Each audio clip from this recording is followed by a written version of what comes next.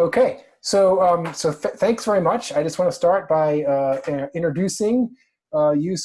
Jess Miers earned a bachelor's degree in computer science from George Mason University. She then worked at Northrop Grumman as a software and systems engineer, as well as a project manager in areas including cybersecurity. In fall 2018, she began law school at Santa Clara University, where she is now completing her second year of studies. And at Santa Clara, she is also the founder and president of the Santa Clara Law Internet Law Student Organization. She has been a TedX speaker at Santa Clara Law on the challenges of content moderation on the internet. And in summer 2020, she will be performing research at the UCLA Institute for Technology, Law, and Policy. So I want to thank you very much, Jess, for spending some time talking to us about artificial intelligence, the First Amendment, and the information ecosystem. Absolutely. I'm excited to be here. Thanks for the opportunity to chat. Okay, so I'm going to just go right into the questions here. So the first question is that one of the freedoms conferred by the First Amendment is, of course, that Congress shall make no law abridging the freedom of speech. And of course, that means that the First Amendment constrains government, but not private companies such as Twitter, Facebook, Yelp, YouTube, and so on. Yet in discussions about user-posted content on these and other sites, the First Amendment often comes up, often brought up by the companies themselves. Can you explain a bit why freedom of expression is such a core part of the conversation regarding content moderation, particularly given the internet that internet companies are not under any constitutional obligation to provide it? Yeah, so this is a really important question. I'm glad this is the first question because it kind of tees everything up here. So the way I see it, there are two kind of camps when it comes to the First Amendment's role in online content moderation. So you've got the first camp, which is that the internet companies and their right to have, what we refer to as editorial discretion. And on the other side, we have people who equate this quote unquote editorial discretion with censorship. And these are usually the folks who often get upset with an internet service, like Twitter, for example, when they remove your content or your speech. Or even when they block your ability to continue contributing to the online conversation. So distinguishing between editorial discretion and censorship is a really crucial part of the First Amendment debate. So it's important to remember that our constitutional rights, like the First Amendment's freedom of speech, really only goes as far as restricting government from infringement. So when we're talking about censorship, we're really only talking about instances when the government or a state actor held out by the government restricts or curbs our speech in some way. Notably, though, internet services are not the government and they're not state actors held out by the government. So we as users technically have no real speech rights in using those services. So hence that's why when an internet service makes a decision to restrict content, they're doing so in their editorial capacity. That's that editorial discretion. And we see that editorial discretion kind of come up like in traditional print media, like newspapers. Newspapers have the right to control their own press. Internet companies too enjoy those freedoms when it comes to moderating their content on their services. And if the government were to start regulating these content moderation decisions, then they would be violating the service's own First Amendment rights to their editorial discretion. Now, importantly, these services need their editorial discretion arguably more than traditional print media simply because of the massive amounts of user-generated content they encounter and must deal with on a regular basis, very different from what a newspaper would have to deal with. So that's why the First Amendment is constantly kind of a core part of this discussion. Okay. Do you want to, maybe it helps for some of the people watching this may not be familiar with CDA 230. And maybe it's an unfair question to ask you to explain it in, 2 or 3 minutes, but could you give a brief primer on kind of why do we have, where to come from and what role does it play and why is it such a big topic when it comes to, content moderation and discussion of how platforms should handle content?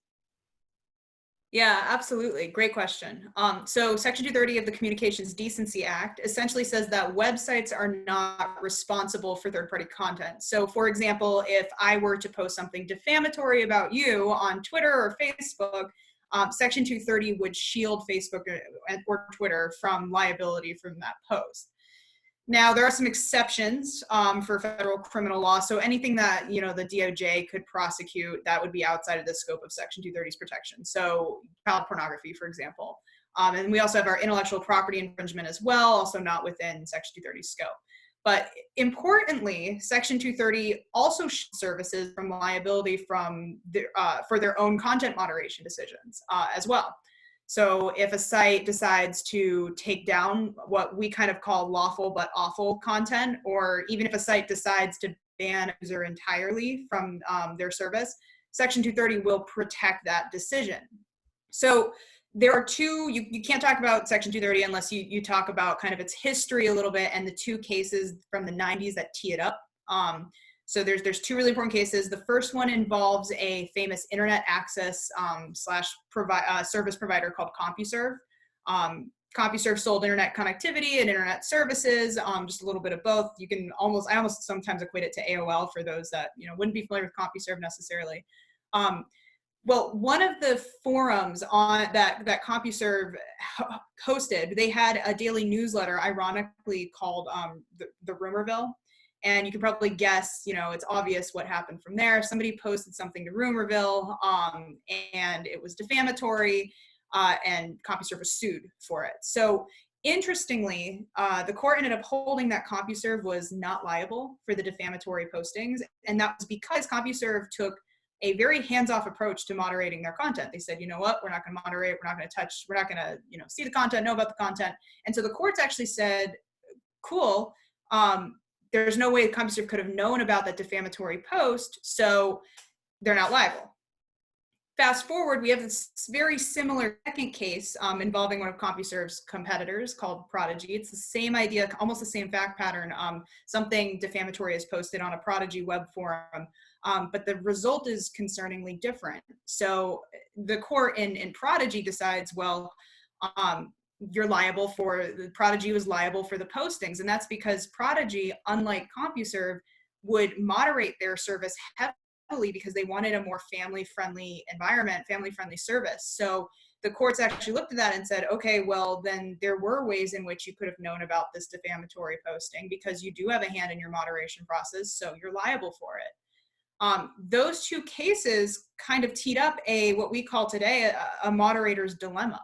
At that time. So, internet services were kind of torn, they could either take the CompuServe approach and not moderate anything and, they're not liable, but think about what that would mean today if your Facebook or Twitter or, any of these internet services didn't moderate content. Or they could take the other approach, which would be family friendly, but knowing that they would be liable for any content that slipped through the cracks. And so to put that in a more modern view, that would be the idea of if, Twitter pre-reviewed every tweet before it went out. You can imagine how that would change the internet ecosystem dramatically. Well, Congress kind of recognized that that was problematic, this dilemma, and so, hence Section 230 was born. Kind of get the best of both worlds here between the two. You can decide to moderate your service as you see fit. So that's kind of the rundown of Section 230's history and how Section 230 works.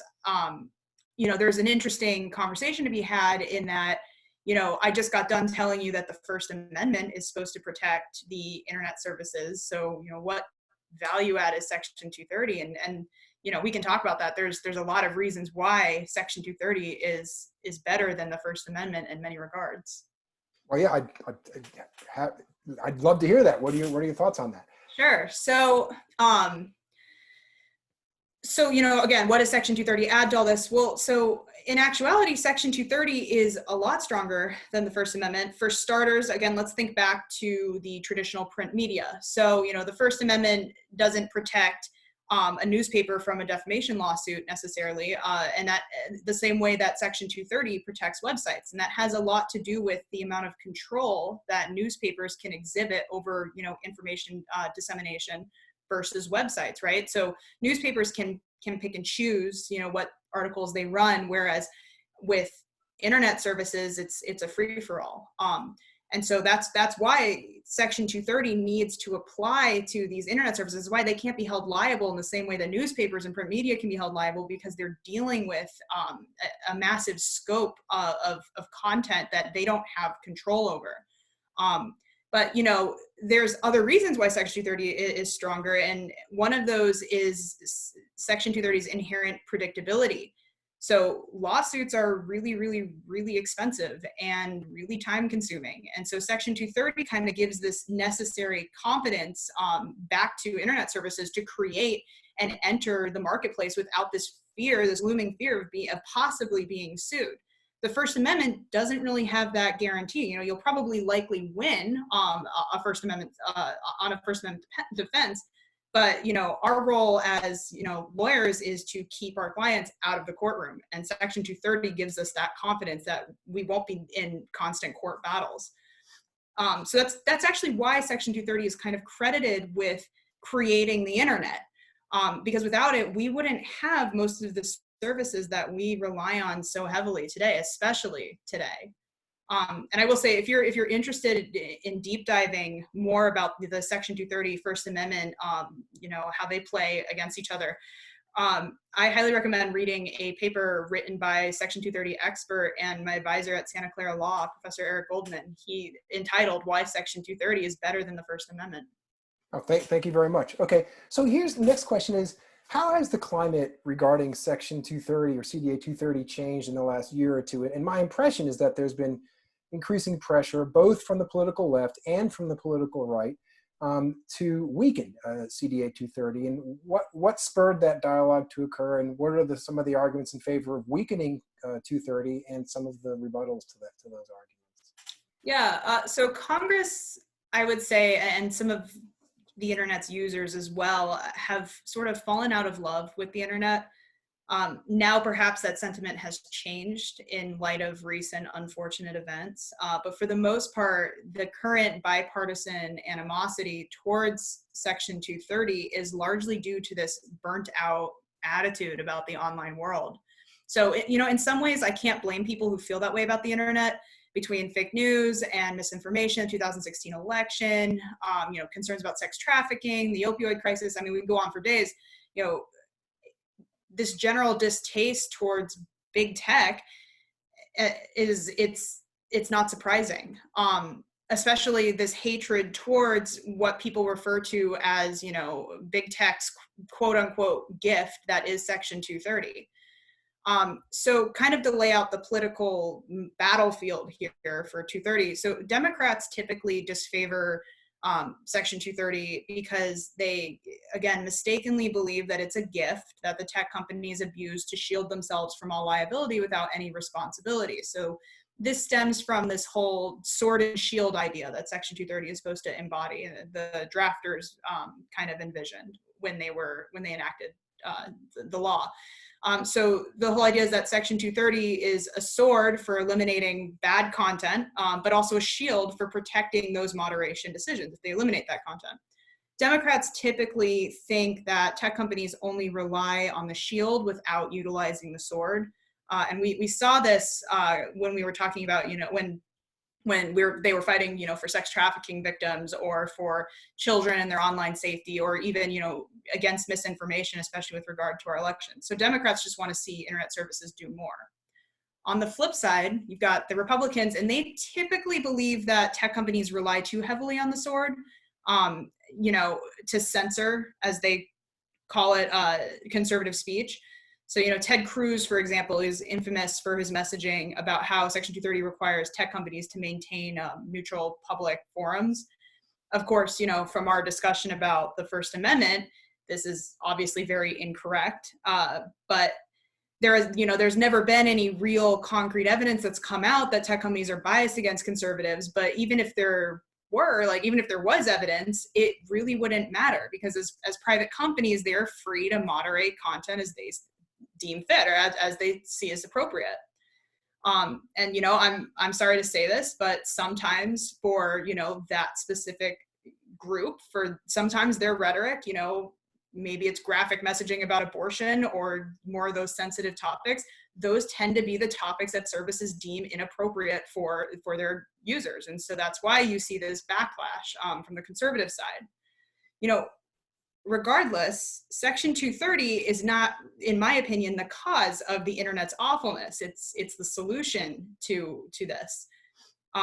Awful content has been around on the internet, you know, since before Section 230. But what's changed is now services have the necessary tooling available, you know, through AI to combat a lot of this awful content, and they're encouraged to experiment now with ways in which to combat that content because of Section 230, and because Section 230 affords them the necessary protections to do that.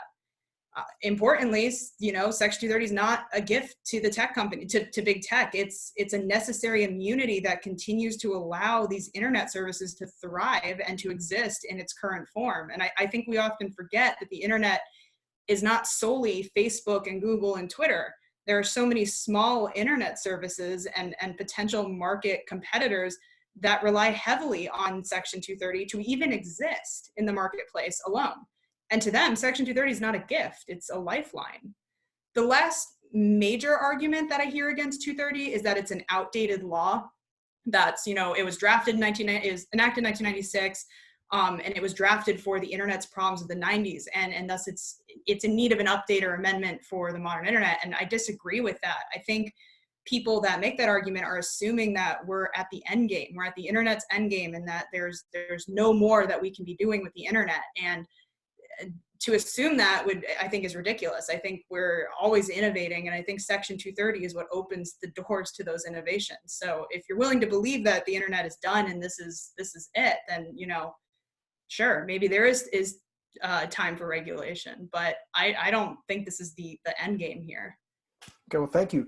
So here's a question about international context. So given that major internet companies and less major ones operate internationally, how should they respond to pressure from governments that might want them to take down content, for example, such as criticism of a political leader that might be perfectly lawful to engage in that criticism in the United States, but that might violate laws in another country? What is the, you know, how should they respond to these sorts of political pressures for censorship that would never fly in the American context, especially if that censorship then comes with the threat of being blocked from servicing that country?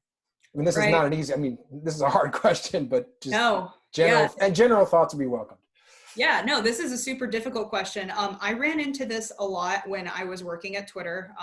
This is probably one of the hardest issues that these internet services run into daily. This was constantly an issue that I had seen come up in my internship. You know, so I've heard there's so many different sides to this, and the one that I've kind of heard a majority of internet services kind of talk about is you could take the American central view, right? And so these are American companies. We follow American, you know, we follow our laws, and the United States has Section 230. So technically they could be like, you know what, sorry about it. Content's staying up, you know, if it's offensive in your country, whatever. We can get into why there's some, you know, concerns on that regard.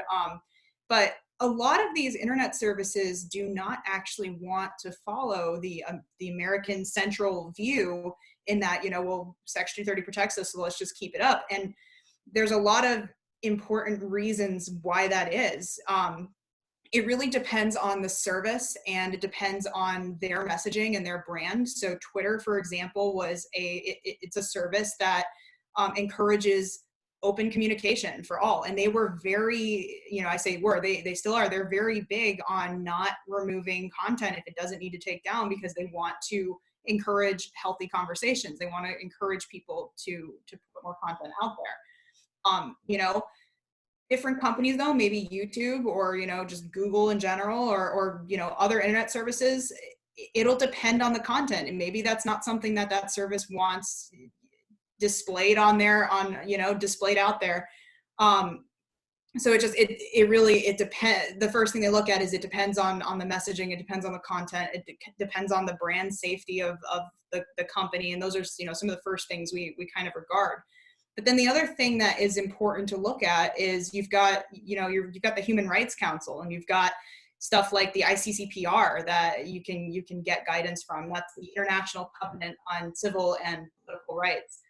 Those are, we've got a very Americanized view of content that we deem important, and that's usually like your free speech related political conversations. Those are really important protected conversations, but there may be different emphasis placed on different types of content that preserve civil liberties and political rights that other countries value that we don't really think about. So we look to the ICCPR to get that guidance and to decide, well, is the American approach of leaving this up and, regardless of what other countries think, is that the right move? Because if it's not, if we're in the minority for that type of content, then that's not probably the way that service wants to proceed. And then there's other things that we think about, right? So Turkey is notorious for, not having free content or free speech. They're not free speech friendly, and oftentimes a lot of takedown decisions. You can look at the public transparency reports for Google or Twitter or Facebook. The big players. You'll see that a lot of the content requests to have content removed is from Turkey. So there's an internal discussion that has to take place as to whether what side does the company want to be on here? Do we want to continue promoting speech, or do we want to, follow their laws and follow what their beliefs and their messaging and ban everything? And that's usually not the approach that these companies are willing to take. The important thing to think about too is, I feel like we always talk about whether content should, stay up or whether it should come down. And there's other things that can be done to this type of content. There's decisions that can be made about like geo-targeting. If there's content that these countries, are super offended by, or that there's kind of an agreement that it shouldn't be up there for that country or for that area, you can block it in that country, but leave it up in the United States or leave it up in other areas. And some people argue that that's causing what's called, the splinter net or the splintering of the internet. But in my opinion, it's always a lot better than removing it full scale. If people can get around geo-targeting through VPNs, I think it's important that content is still available.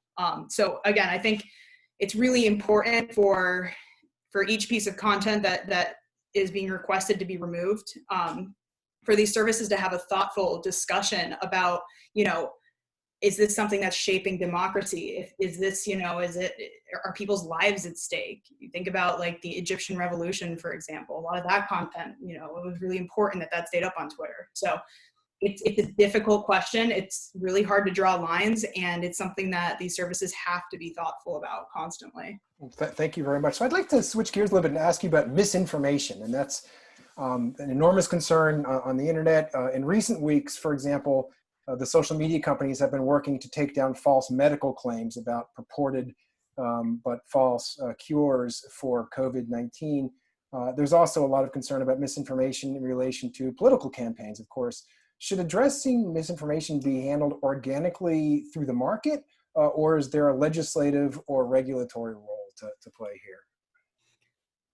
I think there's a little bit of both. I am mostly for the market approach, though, just from what I've seen in general. It's one of the... And by the way, I want to say for the market, I meant, the companies themselves responding to these claims acting as the market to sort of decide what to take down. Right.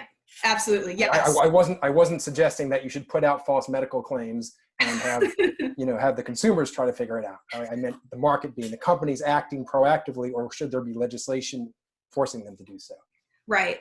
Absolutely. So there's a little bit of, I'm torn on this one. I think there's a little bit of both. I will primarily vouch though for the market approach. That we've seen it working. And I think when we're talking about the internet and its nuances, the market approach is really the only option that makes sense, in my opinion.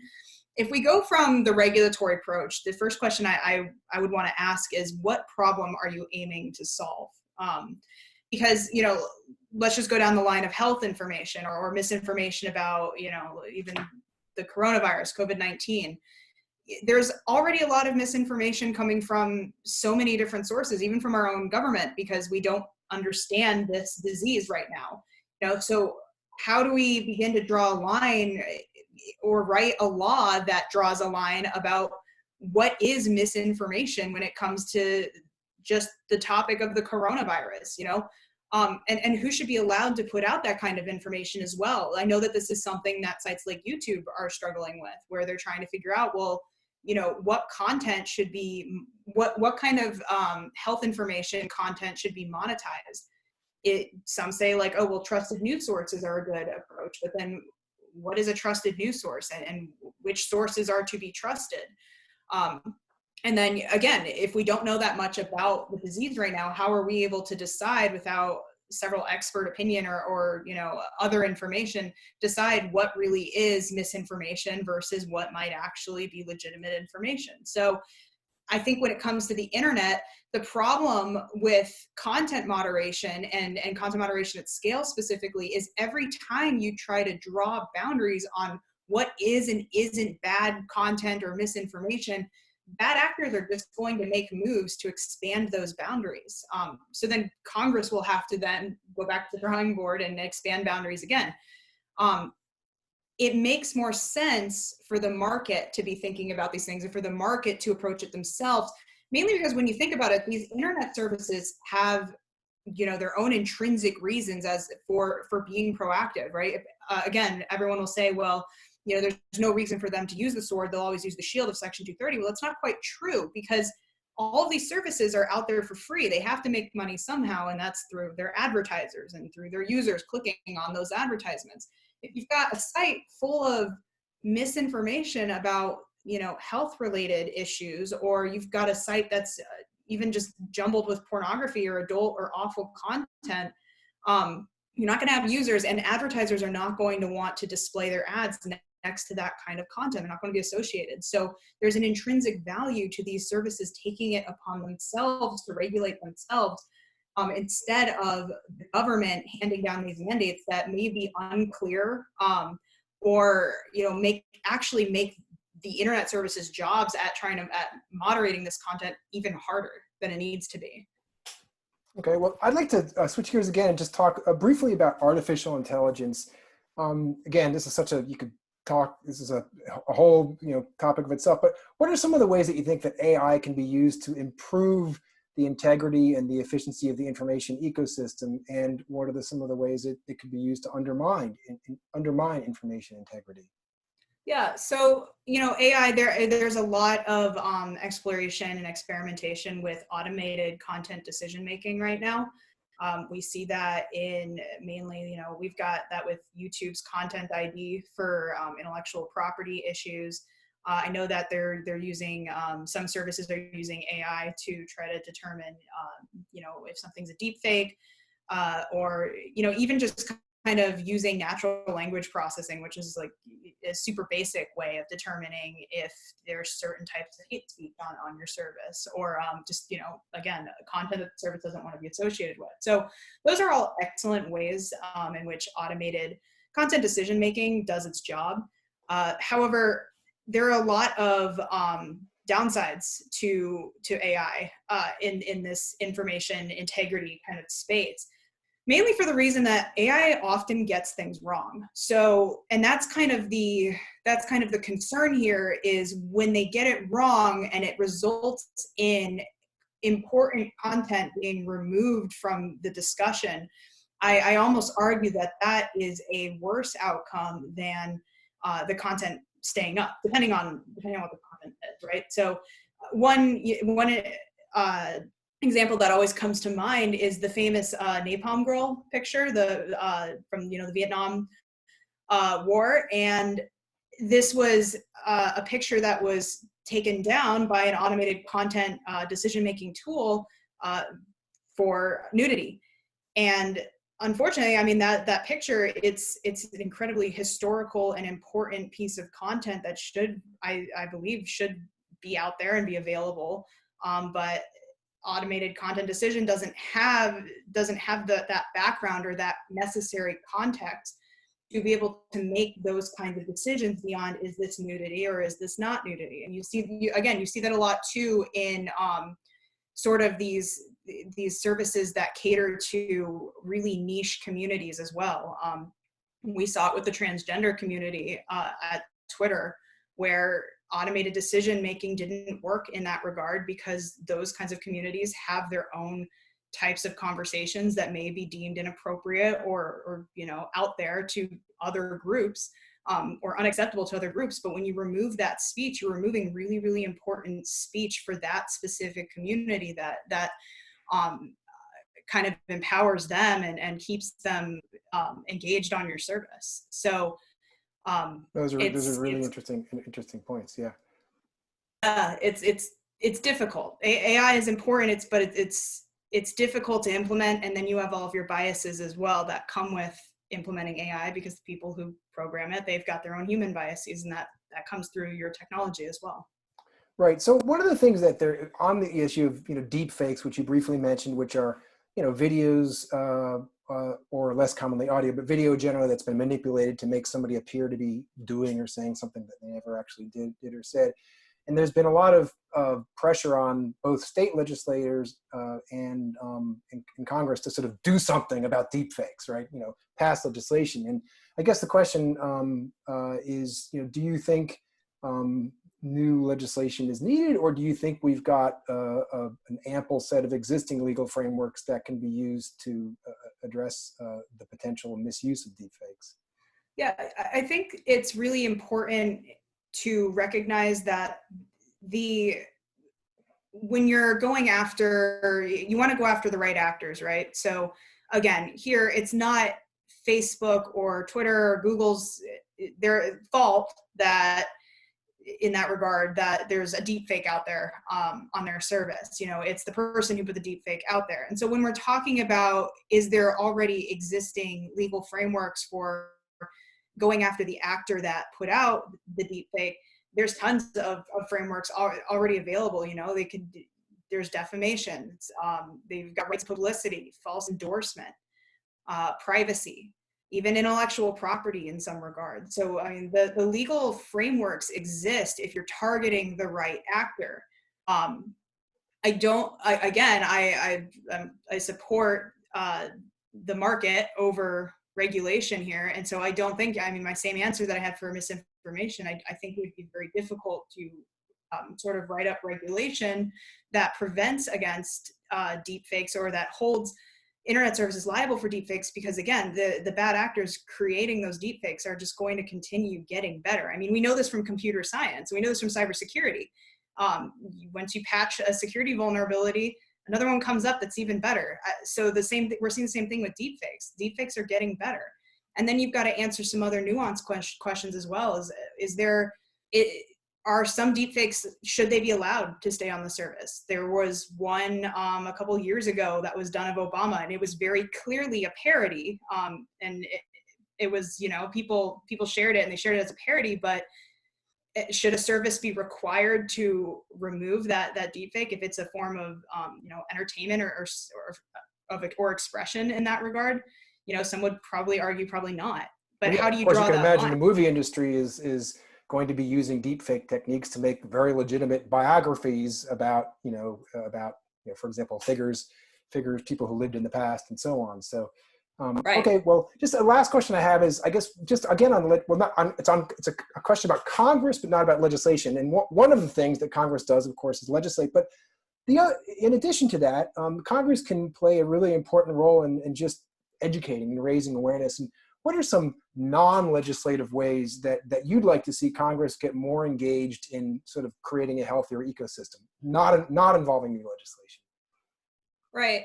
I think we were talking a bit about this with the Earn It Act, the recent child exploitation material on the internet. It's an act that's kind of coming down the pipeline that would very much be a detriment to Section 230. And we had discussions.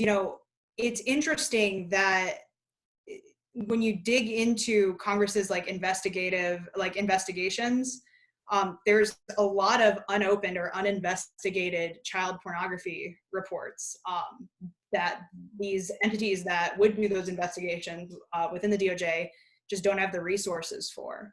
And so we question, if you were going to, remove if going after the internet service, removing Section 230, threatening them to do better, if the necessary resources aren't being, I guess, directed towards the groups that would be able to hold these bad actors accountable, then what's the point? I mean, it's not going to end with the internet service. So I think there's a lot of value in placing resources into the right places within our regulators. So, opening investigations, for example, that was something that really hurt Backpage back during the sex trafficking and FOSTA,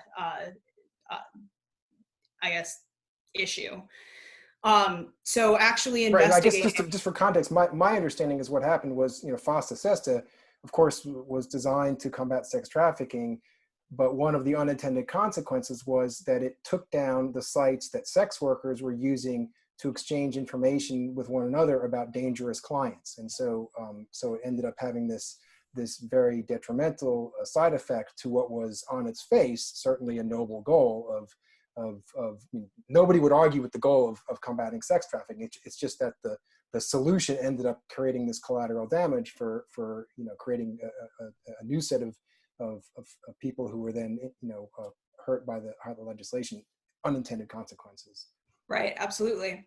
But the threat of investigating is one way in which, without regulating, Congress can maybe push the needle or push these companies to take a closer look at what's going on their services when it comes to sex trafficking or, again, other harmful content, like harmful content for children. They've got other tools as well. They can threaten litigation. They can even shame these companies. You see that a lot. If they think that the companies are not working diligently to prevent against harmful conduct or content, then that can be made a lot clearer than handing down regulation. They can even promote guidelines. I mean, the FTC has ways in which they can promote guidelines for how services might or might not conduct their moderation practices. But again, these shouldn't be guidelines that they should be held to. They should just simply be guidelines. These are more sort of soft law approaches to doing some of these things. Right. And then, I mean, the last thing would be, personally, something I would like to see is dedicating resources towards promoting technology and internet education. So especially in our schools, I've always said that, even just basically knowing how to program, that should be like basic math in our school systems. But we're not teaching kids to code. I don't think we're having the necessary conversations about how to verify and how to validate information that you run into on the internet. There's multiple sources that you can check, and I think that really needs to be a bigger conversation in our school system, so that we can kind of train the next generation of internet users to be a lot more vigilant against this kind of content. No, that's a great point. And one of the challenges, of course, is curricula evolve over years and decades, but the technology for infrastructure evolves over months, right? So all right, well, I can't thank you enough for offering your perspectives on this, and thanks very much, and we will get it posted. Absolutely.